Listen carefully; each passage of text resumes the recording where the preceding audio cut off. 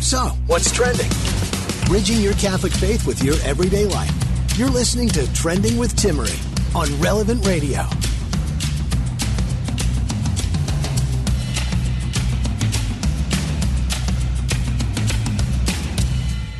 I'm so excited. Shout out to the Inland Empire. IE, baby, it is so excited to be with you. If you are in San Bernardino, Southern California, I was born and raised in San Bernardino County, Diocese, in the mountains, the beautiful mountains there in Lake Arrowhead. So welcome to the Relevant Radio Network. You're listening to 1290 AM if you're in the Inland Empire there in Southern California. And a shout out to another one of our new networks in Pittsburgh, 106.3 FM. Relevant Radio is growing. Welcome to the family of Relevant Radio. My name's Timmerie. I'm happy to be with you. I'm happy to be with you in the Inland Empire as well. It is an absolute joy to be here. Coming up today on Trending, if you didn't know, I'm expecting a baby any day now. Please keep us in your prayers. But my dear friend Jim O'Day, the executive director at Integrity Restored, is going to join us in a little bit because we want some parenting advice for new parents. I know myself, perhaps that's you. Maybe you're thinking about starting a family. So he'll be sharing some sage wisdom, and I would love to hear from you as well. I posted on Instagram and Twitter asking your advice for new parents. We'll also discuss this important question, and I want you to ponder it. And you can tweet me or post on Instagram. You can find me at Timmerie, that's Timmerie. Do careers really exist, or are they just jobs? Do careers really exist, or are they just jobs? Do we need to stop taking the whole career thing so seriously, as if that was our only purpose and meaning in life? It's a good question, something for us to ponder, and we will unpack further in just a little bit here on Trending. I want to unpack this, though. So often we hear this narrative that kids prevent you from living, innovating, having fun. Yet at the same time, we hear the greatest regret the generation, such as the boomer generation, even many in Gen X now have said, is that they didn't have children or they had too few. In fact, the legacy generation going beyond the boomers have even said they really regret, often on their deathbed, they've said, I think even Barbara Walters, was it Barbara Walters who came out a year or two ago? No, some really interesting famous people have talked about how they wish they had more kids. Their greatest accomplishment in all their career and the work they've done has been the children they've had. So here's a story, kind of along these same lines I've been thinking of. A story came out a couple months ago about a woman who was getting ready to take the bar exam. 21-year-old Brianna Hill. She was going to take the bar exam not long after her graduation from Loyola University, but instead she had to delay it because of COVID. It turned into an online exam in October. Well, guess what? Little did she realize how pregnant she would actually be at that time. So with new COVID restrictions in her area for taking the bar exam, she had to do it online. But here's part of the thing. When you're doing your online bar exam, you can't leave the camera. They have to see you on camera the whole time. Well, her water broke in the middle of the bar exam. That's right. Water broke in the middle of the bar exam. Geez, not even everyone's water breaks. You'd think that I was trying to entertain you like in a movie, because this doesn't happen to everyone. It usually isn't some huge climactic moment. So her water breaks. She can't leave the camera. She kind of starts trying to get through the section she's on. A break comes and she is able to move. She's able to make some phone calls, try and coordinate things. And she's told she's okay to keep working on her exam if she feels comfortable. She keeps working on her exam until finally she has to stop. She took a break in the middle of the bar exam to give birth. Goes into labor, and guess what? She finishes her bar exam the day after giving birth. And recent news came out that she actually passed. She passed, and she is now not only a lawyer, but also a mother. What's the reminder here? Well, you can still have goals and be a parent. doesn't mean that your goals might not have to adapt and change. For example, any goal you have. She had the goal of becoming a lawyer and she couldn't take her exam back in June. She had to wait till October. Things happen. Things are delayed. We fail exams. We have to try again. It's not just a child that can get in the way, as some might say, of the things we try to do. Then on the other side, we have to remember that we have responsibilities that go beyond just career. We have responsibilities that go beyond just our goals and our hopes and dreams. While these are all great things, they can sometimes get in the way of what we're truly called to. Those responsibilities and those gifts we have to contribute to society. There can become this confusion, and we think that, well, our only contribution is the work that we do outside of the family that we've created. And so it's a reminder that we have primary responsibilities. And we have to recognize and ponder daily what comes first. And make sacrifices, yes, for our goals, but also to put those primary responsibilities first. One great example is our faith. So often we dive into the work day or into taking care of the errands and the things that happen day to day, and we forget to pray. Give that just honor to God. Now, often children come on the back burner and are put as that sacrificial offering on the altar of our careers. Another story that comes to mind in the same area when we talk about children first is a recent story of a cancer survivor. After having suffered a miscarriage, Ellie Whitaker actually ends up discovering that she's pregnant. She's about 16 weeks along, pregnant with another baby, this time a baby girl. And she discovers a lump in her neck. In her neck, she ends up discovering she has Hodgkin's lymphoma, stage 2. Doctors tell her to abort the baby, that treatment would be extremely harmful for the baby, and she refuses the abortion. She delays her treatment for the cancer, delays chemotherapy, delays. She was considering starting chemo closer to 30 weeks. The cancer was not progressing to an extent that she felt like she was in a bad shape to continue to wait, so she waited until after she gave birth to her baby. Well, although the cancer did end up developing to stage 3, she chose to wait. She chose a heroic choice to put her child first. Now, this is difficult. This is always one of those moral questions that people battle with. What if there's some life-threatening disease and the mother has to forego treatment or receive treatment that could be harmful for the baby? There have been many heroic moms like Ellie Whitaker who have chosen to not have an abortion, who've chosen to delay various types of life-saving care. And guess what? Ellie Whitaker is now cancer-free, and doctors believe and hope that it will not come back.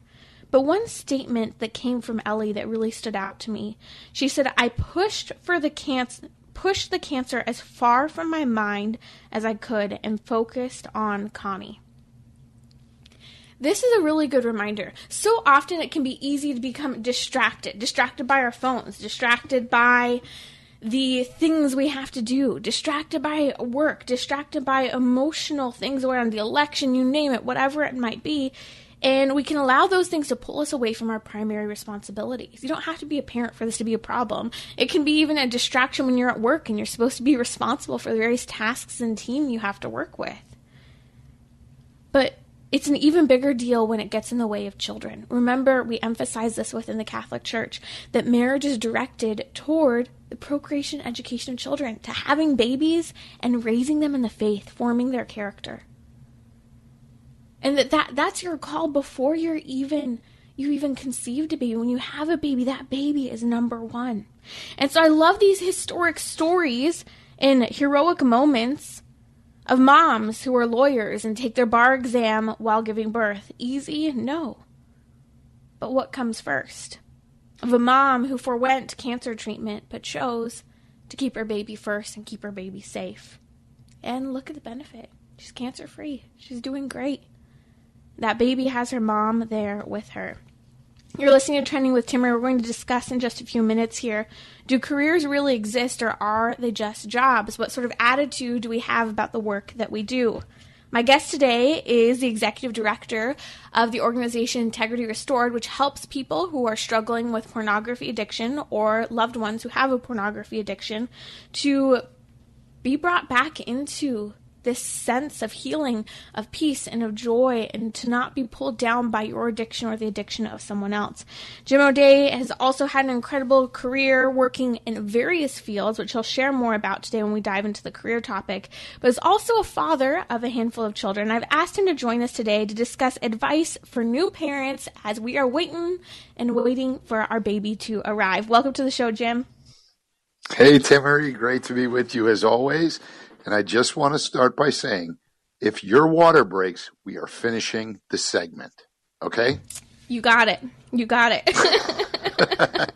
Okay, great piece of parenting advice. I've thrown this up on social media for people to share on Instagram and Twitter, their advice for new parents, because there are lots of us who would like to hear. But Jim, being a girl here, and having a girl, I do have to tell you my favorite piece of advice I've gotten so far. One person wrote to me today and she said, change her clothes as often as you like because they grow out of them fast. And I've got all these headbands. I've got all these cute outfits. I really do appreciate this because I want to make sure I get her in everything. Take advantage of it. That is great advice because it does go so fast. The other thing I'm going to say to you is, you will be overwhelmed with advice. Everybody wants to give you advice about having a baby. Don't be overwhelmed. Take what's good out of it, take what works for your family, and use it. Amen. I love that. I think that's good to hear because I think it's so easy for people, especially maybe who might be a little more self-critical or feel pressure from others, to become easily overwhelmed because they're not doing X or they're not doing it the way a parent did it or someone else they admire told them to do it. I agree. And I'll tell you the first thing. I mean, my daughter's 32. My son is 21. You're going to get it wrong. That's okay. You're not supposed to be perfect as a mom or dad. I remember when Kim and I came home with the baby, with Jessica, we both sat on the couch and we looked at each other and we said, these people are crazy. How did they send us home with this little baby? We don't know what to do. We were petrified. But you know what? It worked out. It's beautiful. I have a friend who was just sharing with me. She said, I didn't want to go home. I was terrified to leave the hospital. I said, I'll stay as long as possible. And I've been sharing them because we've chosen to go with midwives and go to a birth center right next to the hospital. And we get to come home sooner. And they'll come and do the in-house checks on baby as long as everything is good right after the birth. And people go, oh no, I was scared to go home. Just stay there.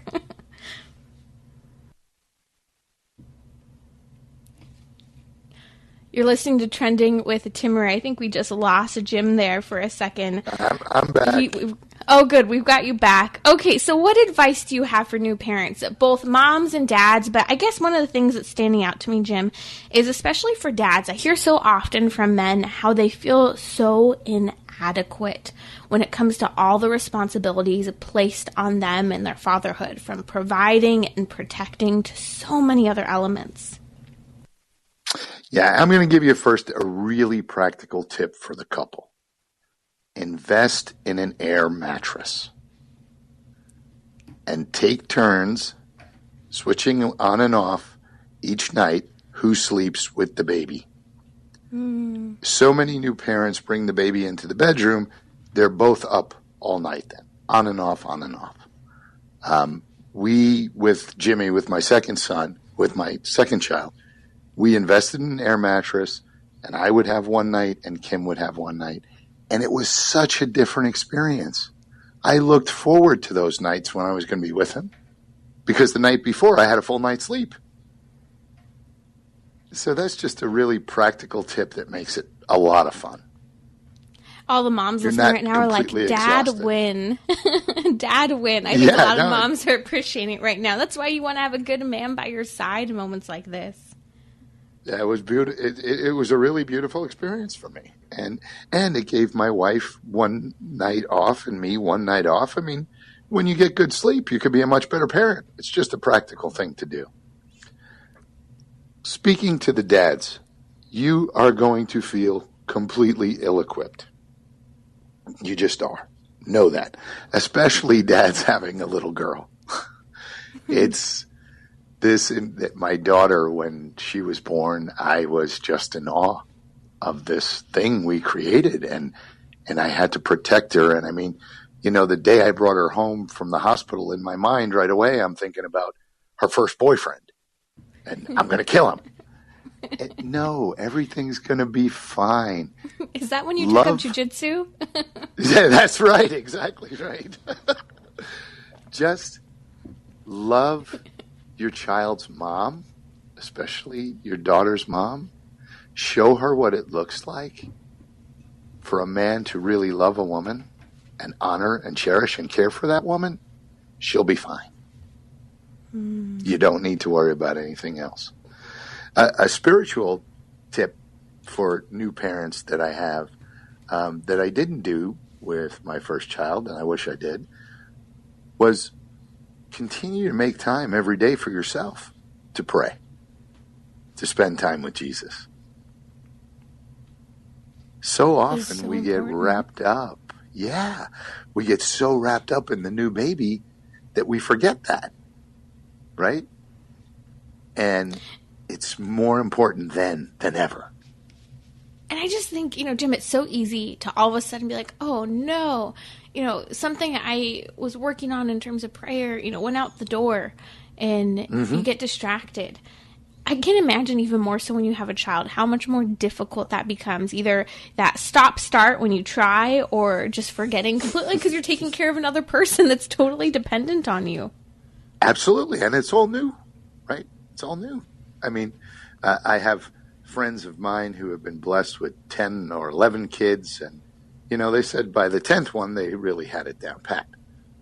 But before that, it's always a struggle. So you have to make sure you find that time. And even if it's just 10 minutes a day, where you say to your spouse, you know what, honey, you've got the baby for the next 10 minutes. I'm going in the closet, and I'm closing the door, and I'm just going to sit with Jesus. That's fine. As long as you just don't come out, honey. That's all. We just need to make sure no coming out of the closet, especially after baby's born, okay?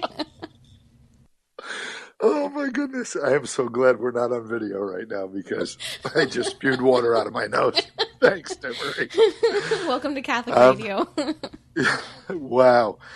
One of the other things I wanted to really stress to new parents is I started this too late. And I wish I started it when both my kids were born. But every year on New Year's Eve, I write my children a letter. And I don't give them the letter. They're actually all stuck in my sock drawer under all my socks. Because one day I'm not going to be there with them. But they're going to have all these letters. And each year I write about something that happened in the previous year. And what a great opportunity when you have that new baby home to just tell that baby how wonderful, how amazing, how astounded you were about this miracle that was brought into your life. And then at age 1, age 2, age 3, it's I think, a great thing to have when at some point, you know, our children are going to be without us. I love that perspective that writing letters can bring, and all the more so, you know, I feel like you share things that are more intimate, more come from the heart in such a unique way. And what a gift for your children to receive, I'm guessing, after your passing when the time comes, but for them to continue to cherish those memories and your words for years to come. Yeah, I think it's a really... like I said, I wish I've been doing it for about 10 years now, but I wish I started when they were born, because those moments you don't get back. And like you talked about in the beginning of the program, put every headband on her and take a picture, and put every dress on her and take a picture, because they grow up so fast. I mean, my kids are both adults now, and I look at them and you miss those days. And there will be a lot of days as a new parent that you say, I don't know how I'm going to make it through. I don't know if I can make it through. Yeah. Do your kids know about these letters that you write for them? My wife knows. Your wife knows. Cat's out of the bag. Someone might tell on you. They're going to be asking for those letters for Christmas. You better be careful. Timmerie show is always getting a scoop from me all the time. I love it. Okay, last tip before we have to run to this topic of career, and I think it really does relate. It does. And I think the last tip is a really important one, too. It is going to look like every other parent has it all figured out. They've got it all together. They don't. That's just what they're putting on social media. They are as scared as you, as confused as you, as overwhelmed. Go with the flow. It's okay. You've got this amazing little baby now as part of your family. What a blessing. Amen. And that is a piece of advice we all need in the world of social media. Carry on. Live your life. Stop comparing and hold yourself to the level of accountability you need. Know your weaknesses. Know your strengths. Know your child's needs. That's what I hear in what you're saying right now, and that's so important. And I'm excited to come back in just a moment here. We're going to talk about careers and whether they really exist or are they just jobs. And I think this really does relate to the whole parenting issue, not parenting, delaying marriage, you name it. We'll be right back with Jim O'Day from Integrity Restored here on Trending with Timmerie.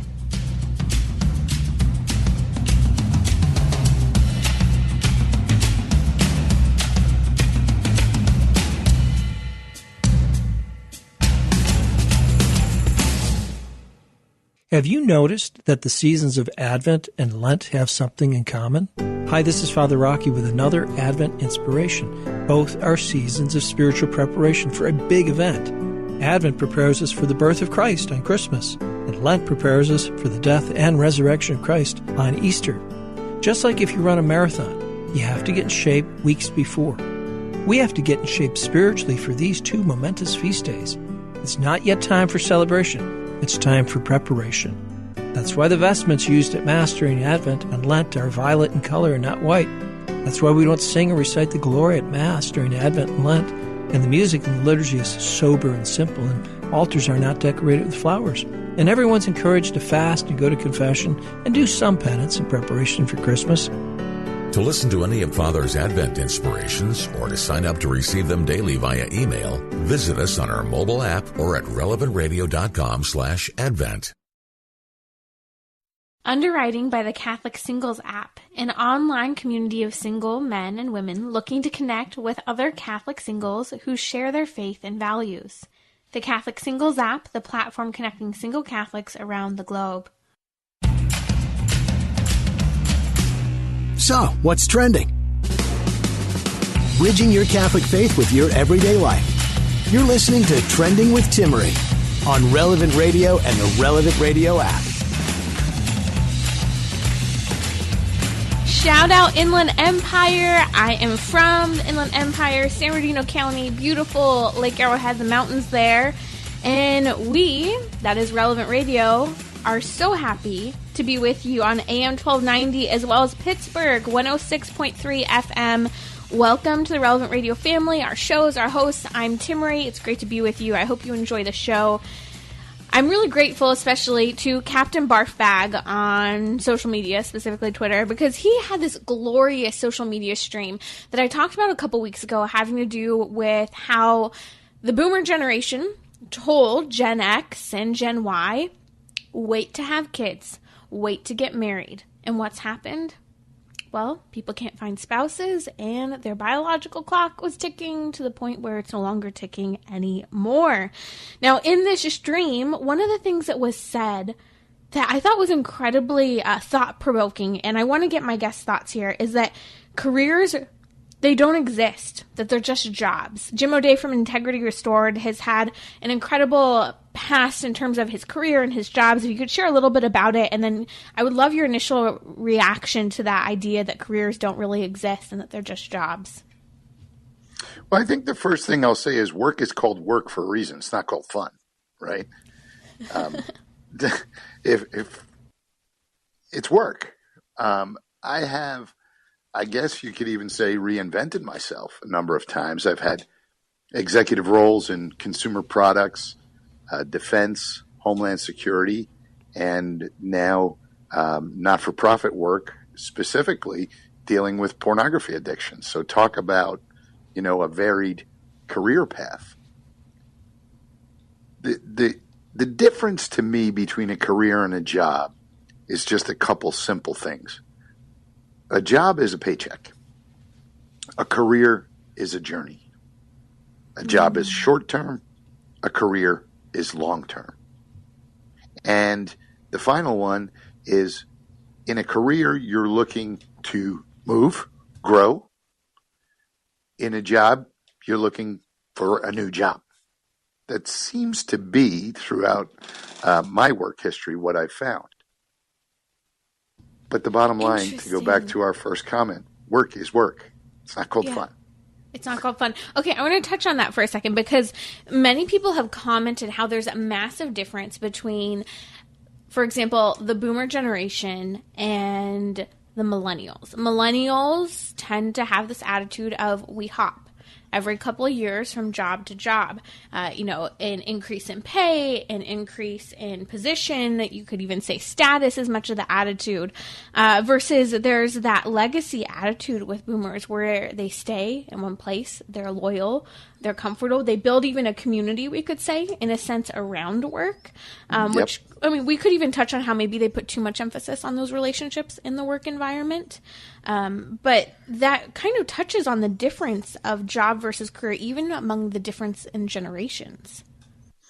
Yeah, and I think, we as businesses, right, organizations, we have supported that, right? We don't necessarily look for keeping employees long-term anymore. Everybody kind of realizes 3 years, 5 years, whatever the magic number is, people are going to be moving on.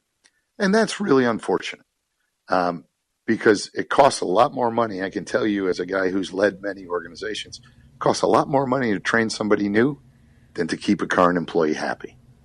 So I think that's problematic. But I also think you're missing some stability. There was a benefit to the family, in my opinion, when jobs were much more stable. When you had a job and you knew that this was your career and you were going to journey, however quickly or slowly, up the ladder in the company, but that was where you were going to be. And maybe you switched companies twice in your career, or maybe 3 times. There was a stability to the family that I think was important that we're missing today. Absolutely. And, it's interesting when you talk about that, because it's also a stability of the person who is working. And when there's stability for that person, whether it's the father, the mother, whoever it is, or maybe, you're not married, you don't have a family yet. There's a stability in the sense that if you stayed long-term somewhere, there was an investment in a person, investment in the relationships, even investment in kind of job training. And it's interesting because there's been this, I think, reemergence of bosses working with their employees. Like, what are your goals? What's your personal development, your career development? And I think the reason for this is because it used to be that was natural and organic within the work environment, but with this constant changing every couple of years, that's really been removed from the conversation of who you are in a particular company. Oh, I would agree completely. I think that's a great analysis. And so it does make it harder for the manager, the supervisor, the executive to get to know those people and to help support their long-term goals, because they know in the back of their mind, even if they don't say it, well, we probably have them for 2 or 3 years, and then they're going to, go down the block to the next company because they got a $5,000 a year pay raise. It's created a much more we talk about the gig economy. Well, your full-time job now is kind of like a gig economy, right? You're going to go to the next one if it gives you more money. Interesting. And I get it. But I also think that psychologically, emotionally, relationally can be really difficult on that person. Yeah, you might feel great you got a raise, but now you're somewhere new. Mm-hmm. Not an easy thing. And I want to tie this because we're talking about attitude with regard to the job, the work itself. And you mentioned this gig mentality, which can kind of make us go chasing, the next time I'm desirable to someone. Just like we chase the next like on social media or the next popular post that we throw up. But kind of flip that a little bit and relate it to the issue of how many people are told that, or kind of build this idea in their head from the culture that work is more meaningful than marriage and children. And so therefore they chase the gig, they chase the work as their vocation and career in life rather than seeing their purpose and meaning within relationships within the context of marriage and family. So I just want to bring St. Joseph into this conversation for a minute. So if we look at St. Joseph, obviously I'm sure he was an incredibly skilled craftsman and carpenter. And we read that he was a carpenter, but in passing. What we really read about from this strong, silent man is how he took care of his family, how he responded to God's call to him. Mm-hmm. And I think that one of the things we all make a mistake of, usually early in our careers, is thinking that our careers are what's going to make us and what's going to make us happy and what's going to satisfy us. And it's not. What's going to satisfy you, what's going to make you happy, what's your lasting legacy is your children, your family, those you care about, nieces, nephews, whoever. Those relationships, nobody's going to write on your headstone that you were employee of the year. It's not going to happen. Yeah. I mentioned at the beginning of the show how Barbara Walters, I believe when she passed away, she shared that one of the greatest her regrets was that she didn't have more children. I think she just had one child. This is something we're seeing so often from boomers, from even those in Gen X who are looking back and saying, I'm single, I'm alone, maybe I've been divorced, I didn't have any kids, it's too late. And they have this regret of lost fatherhood and motherhood. And I love how you bring St. Joseph into the conversation, because one of his titles in the Litany of St. Joseph is Pillar of Families. And you mentioned his work as a carpenter. It is something that's mentioned in passing. It's not that this is the way he provided for his family, this is what the family did. No, he was a carpenter, and this is how he was the pillar of his family in one way, not the way. Correct. And that's the important thing. I hate the expression work-life balance, because I think it sets up a false expectation that you're going to be able to balance them. You're not. One time at this stage, work is going to take a lot of your energy and effort. Your family, something else is going to happen. There's no balance in it, right? You do the best you can. But the fact of the matter is, it's all-encompassing. It can't be just the focus on work. Mm-hmm. That's never going to satisfy you. We are so many people in this world today looking to be fulfilled, to be satisfied, but we look in the wrong places. We look to work, career, social media. Look what God put right next to you.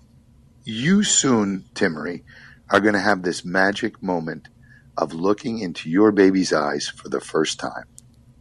And you are going to know whatever else you do in life pales in comparison to that. And if you are single and you are not blessed with children, that's okay. You still are blessed with children. There are children in your community that need your help, that need your time, that need your attention. This is one of, I think, the fruits of the church, where it talks about how all of us, married, unmarried, are called to spiritual motherhood and spiritual fatherhood. It's written into our bodies. Our bodies, even if we women do not have children, our bodies are created toward the purpose of nurturing physically children, carrying children. And so that means something very deeply on an ontological level about who we are.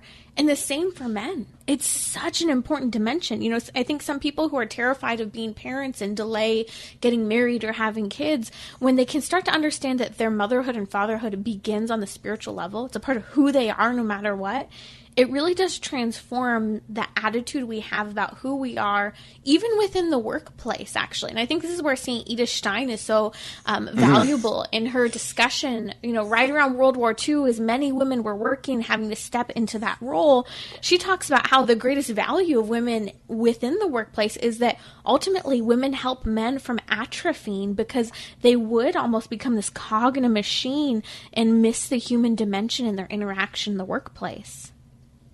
Oh, and there's no question that women have an innate gift, a uniqueness that men don't have. And it's been great for the workplace that women are involved, moving up the corporate ladder. You know, the proverbial glass ceiling has been broken, and we have women executives now and team leaders and presidents and CEOs, and it's been great. But the problem is, even they, if all they have is career, are probably not satisfied. I had a coach. Now, my parents were divorced when I was 2, so I pretty much grew up without a dad. But I had a coach in Little League Baseball that coached me for 4 years. He was a single guy. He was never married, but he coached baseball and Pee Wee football in Woodside, New York, where I grew up. This guy was more of a dad to me in those formative years than my own dad. And I still remember Coach fondly.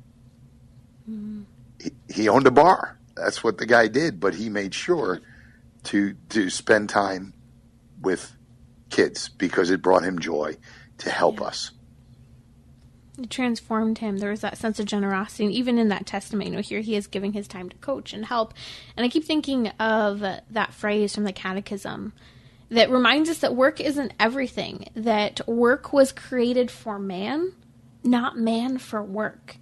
Yet for some reason, we have that completely backward today. And I think this career versus job attitude and making our career our vocation is what's getting in the way of the basic fundamental level of a human person, that desire to be a mother and a father, that contribute to listening to Trending with Timmerie. That was Jim O'Day here on Trending. You can find him at integrityrestored.com. Again, that's integrityrestored.com, helping people who are suffering with a pornography addiction, or if you have a loved one who's suffering with a pornography addiction.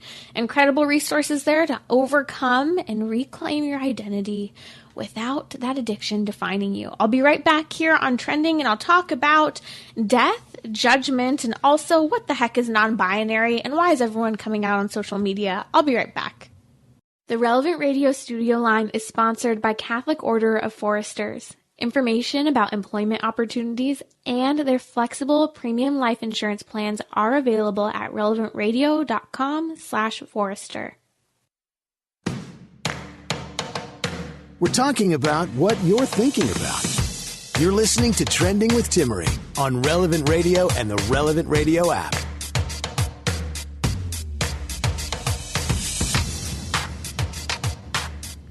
You will not define who and what I am. Listen, we're all unique. We're all unicorns, okay? We just need to get this and make sure it's really clear. There's a reason one of the most popular toys for kids today are unicorns, because the LGBTQ movement wants kids to know they're unique and you can identify as whatever you want. Now, on one side, they've got something right. We are all unique, treasured specifically for who we are, not what we do, not what we look like, and so forth and so on. We are all unique, unrepeatable, and loved unconditionally by God. But this whole non-binary thing, I'm looking... Okay, so yesterday, what's her name? What's her name was trending on social media. Oh my gosh, she's Ellen Page. There we go. Ellen Page was trending on social media because she came out as transgender yesterday. She's now Elliot Page. She wants to be exchanged for he and they. Okay, so get with it. If you didn't catch yesterday's episode, you need to go back and listen and understand this coordinated international social media effort. We're going to repost that link on social media right now for you to pick it up, because it's really important to understand what's happening to young women and how people are looking at Ellen Page, this 33-year-old girl, to tell them what it means to be a woman, or better yet, what it means to be human in the culture. And again, you're all unicorns. So trending today on social media is now the hashtag visible non-binary. People are coming out on social media today introducing themselves as non-binary. On this non-binary awareness day, this is who I am. Again, non-binary has to do with not being defined according to just two things. So don't tell me I'm just male or female. Don't tell me I have to choose between the two, because in fact people are choosing between the two, even if it's not biologically correct, physically correct, anatomically possible to even do things in that way. I'm just saying, I'm reminding us all, in case we forget, it doesn't work that way, okay? Just being clear. Just like the gas pump works in a particular way and your seatbelt, okay? But here's this non-binary definition, which is essentially the same thing as gender queer, as many people are saying. We're all unique, we're all queer, that's how we identify. So Ellen Page, yesterday coming out as transgender, she isn't just transgender, she made it very clear. I am queer. I'm queer. I am unique. Don't you get it, world? There's something special about me. Now, there are two dimensions of this I want to touch on. One is the perspective that it's really creepy to me when you look at social media and a lot of these non-binary hashtags, LGBTQ hashtags, and you see the photos and the things that are being said. It's graphic. It's pornographic. And it's creepy when it implements all these nasty cartoon and video game things, and it just shows we're not living in the real world enough. It's like we're living in a fantasy world and we're forgetting to interact with people. And quite frankly, it reminds me of this crisis that we're seeing where there has been this massive rise of school shootings. And when we look at some of these instances, some of the people who are shooting up these schools literally still think they're inside a video game. We are living in a virtual reality. And it's leading people to say, well, what am I? Am I even real? What am I created for? What's my purpose in life? And so all of a sudden they're saying, well, look at who's saying I'm unique. It's the LGBTQ movement that is saying, you do you. You are special. We will support you in absolutely any way that you want to identify. And we will love you. And they'll love you as far as you go down the path of their agenda. And they dump you when you say something they disagree with. They've dumped Bruce Jenner, in fact. I mean, no one wants to talk about Bruce Jenner now. Ellen Page, they've renamed her as Elliot Page. She's the new Billboard poster girl for them. But the other perspective, not just the pornographic, the virtual world of this non-binary hashtag, the other perspective is this. We are unique. We are unrepeatable.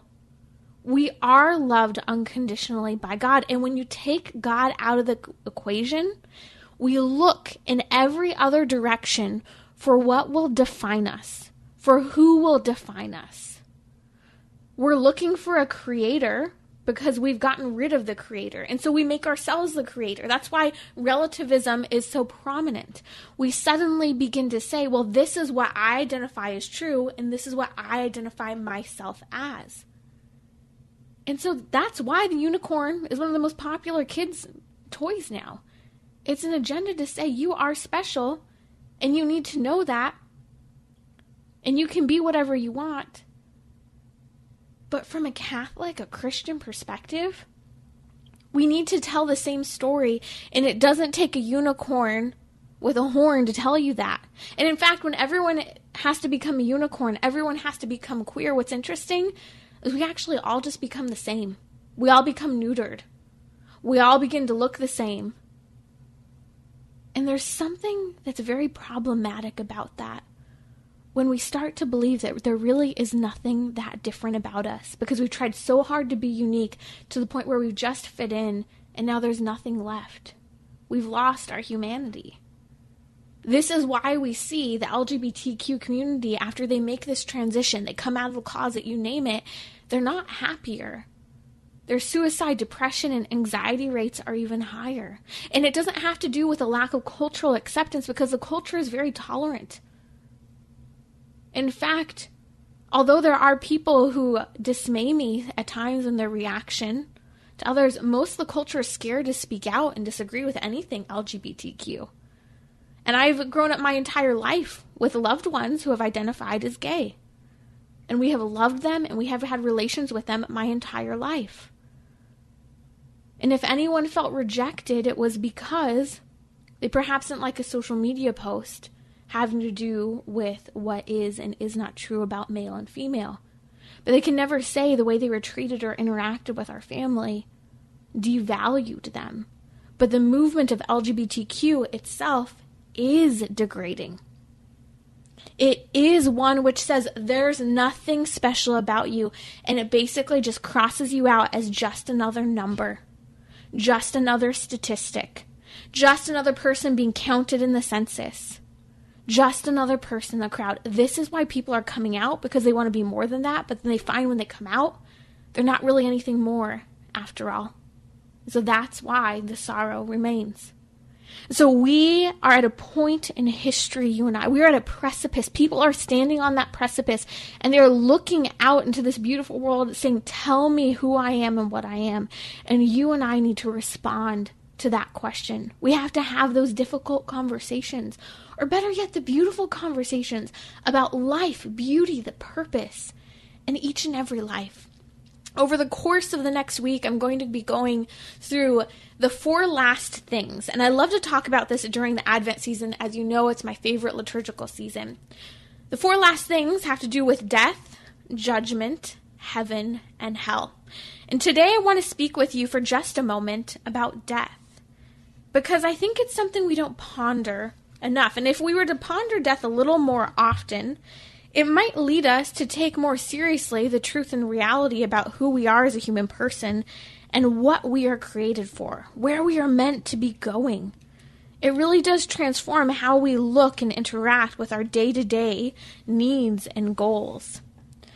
There's a line from St. Alphonsus Liguori in his book, Preparation for Death, 10 out of 10 recommend. I'm going to be posting tonight on social media some of my favorite things to read during Advent, and Preparation for Death is up there, number 1, if you have not read it. And he says this about death. My brother, if you wish to live well, endeavor to live during the remainder of your life in the presence of death. Now, in his discourse, he talks about how often there's a tradition in the church where we used to have skulls that people would keep, specifically saints, on their desk as a reminder of their mortality. Because death is certain. It's not avoidable. All sorts of television shows and movies might talk about the undead, the resurrected superheroes who never die, but that's not reality. Might sound nice and feel nice, but that's not the case. In fact, in his book, he talks about how the skull is looking at him, and at one point it says, what you are I once was, and what I am you will become. That is, the skull's looking at the person and saying, what you are I once was, yeah, I had all these things, but what I am you will become nothing, just a heap of bones. So from a physical, because if we think about death, so often we think about, in life, all these achievements, all these things we take with us, but we go to the grave with nothing. We go to the grave with nothing. We look forward to the resurrection of our body, but we look forward to being united with God in heaven for an even greater life. We are just traveling here on earth. Now, St. Alphonsus Liguori and many others talk a lot about death, but one of my favorite things when talking about death is how when we die, the one thing we do take with us, it's not all our possessions, it's our sin. It's our sin, our vice that we've struggled with. St. Teresa of Avila actually talks about the importance of working on one predominant vice at a time in our life, because this is how we will root it out from our lives, eradicate sin from our lives, because we don't want that one thing to be what we take with us to death, because in fact, at our death, the demons, just prior to death, use that vice against us. The demons come to claim their property when we have sinned, especially in a state of mortal sin. Don't let the demons be present and tempt us and accuse us of those great vices. Work now, as St. Teresa of Avila says, on one predominant vice at a time. Eradicate it from your life.